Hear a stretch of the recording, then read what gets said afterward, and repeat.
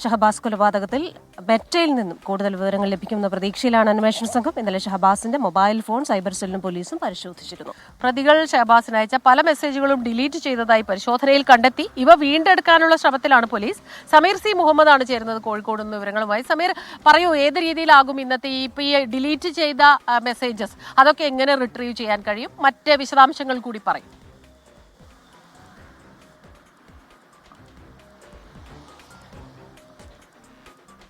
മുഹമ്മദ് ഷഹബാസിന്റെ കൊലപാതകവുമായി ബന്ധപ്പെട്ട് നിർണായക ഘട്ടത്തിലാണ് അന്വേഷണ സംഘം. അതിന്റെ ഭാഗമായിക്കൊണ്ടാണ് മെറ്റയിൽ നിന്ന് വിശദാംശങ്ങൾ തേടിയിരിക്കുന്നത്. കൃത്യമായിട്ടുള്ള ഗൂഢാലോചനയുടെ പശ്ചാത്തലത്തിലാണ് ഈ കൊലപാതകം നടത്തിയത് എന്നാണ് പോലീസിന്റെ പ്രാഥമികമായിട്ടുള്ള കണ്ടെത്തൽ.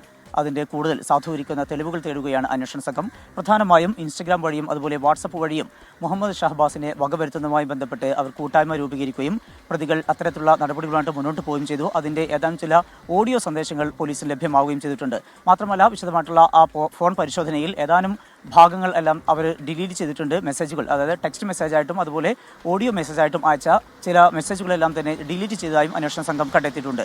അതിന്റെ അടിസ്ഥാനത്തിലാണ് വിശദമായിട്ടുള്ള പരിശോധനയ്ക്ക് ആ ഫോൺ വിധേയമാക്കും. ആ ഫോണുകളിൽ നിന്നെല്ലാം അത്തരം കാര്യങ്ങൾ വീണ്ടെടുക്കാൻ കഴിയും എന്നുള്ള കാര്യമാണ് അന്വേഷണ സംഘം വ്യക്തമാക്കുന്നത്.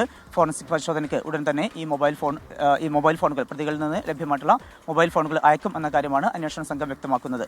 മറ്റൊരു പ്രധാനപ്പെട്ട കാര്യം, നിലവിൽ ഈ സംഭവവുമായി ബന്ധപ്പെട്ട് പുറത്തു നിന്നുള്ളവർ, അതായത് മുതിർന്നവർക്ക് പങ്കില്ല എന്നുള്ള ഒരു പ്രാഥമിക നിഗമനത്തിലാണ് അന്വേഷണ സംഘം പോകുന്നത്. മറ്റാർക്കെങ്കിലും പങ്കുണ്ടായിരുന്നോ എന്ന കാര്യം കൂടി അന്വേഷണ സംഘം പരിശോധിക്കുന്നുമുണ്ട്. അതിന് ഏറ്റവും പ്രധാനപ്പെട്ട ഒരു കാര്യം, കേസിലെ ഒന്നാം പ്രതിയായിട്ടുള്ള വിദ്യാർത്ഥിയുടെ വീട്ടിൽ നിന്ന് ലഭിച്ചിട്ടുള്ള നഞ്ചക്കാണ്. ഒപ്പം തന്നെ ആ കേസിൽ ആ വിദ്യാർത്ഥിയുടെ പിതാവിന് ചില കൊട്ടേഷൻ സംഘങ്ങളുമായി ബന്ധമുണ്ട്, സ്വർണ്ണക്കടത്ത് കേസുകളുമായി ബന്ധമുണ്ട് എന്ന കാര്യം കൂടി അന്വേഷണ സംഘത്തിന് ലഭ്യമാകുന്നു. അത്തരത്തിലുള്ള പശ്ചാത്തലത്തിൽ ഈ നഞ്ചക്ക് ഉൾപ്പെടെ ലഭ്യമായതിന്റെ പശ്ചാത്തലം കൂടി പരിഗണിച്ചുകൊണ്ട് പുറത്തുനിന്ന് ആർക്കെങ്കിലും ഇതിൽ കൊട്ടേഷൻ സംഘങ്ങൾക്കോ മറ്റ് തരത്തിലുള്ള ആളുകൾക്കോ മുതിർന്നവർക്ക് പങ്കുണ്ടോ എന്ന കാര്യം കൂടി അന്വേഷണ സംഘം അതുമായി പരിശോധിച്ചു വരികയാണ്. അത്തരം കാര്യങ്ങളിൽ ഈ മറ്റിൽ നിന്ന് ലഭ്യമാവുന്ന വിവരങ്ങളും ഒപ്പം തന്നെ ഈ അന്വേഷണ പുരോഗതിയും ചേർത്ത് വെക്കുമ്പോൾ പുറത്തുനിന്ന് ആർക്കെങ്കിലും പങ്കുണ്ടെങ്കിൽ അക്കാര്യം കൂടി കണ്ടെത്താൻ കഴിയും. ഒപ്പം നിലവിൽ 6 പേരാണ് പോലീസ് അറസ്റ്റ് ചെയ്യുകയും അവരെ ജുവനൈൽ ഹോമിലേക്ക് മാറ്റുകയും ചെയ്തിട്ടുള്ളത്. കൂടുതൽ ആർക്ക് പങ്കുണ്ടോ എന്ന കാര്യവും അന്വേഷണ സംഘം പരിശോധിച്ചു വരികയാണ്. ശരി, സമീർ സി മുഹമ്മദാണ് കോഴിക്കോട് നിന്ന് വിശദാംശങ്ങൾ നൽകിയത്.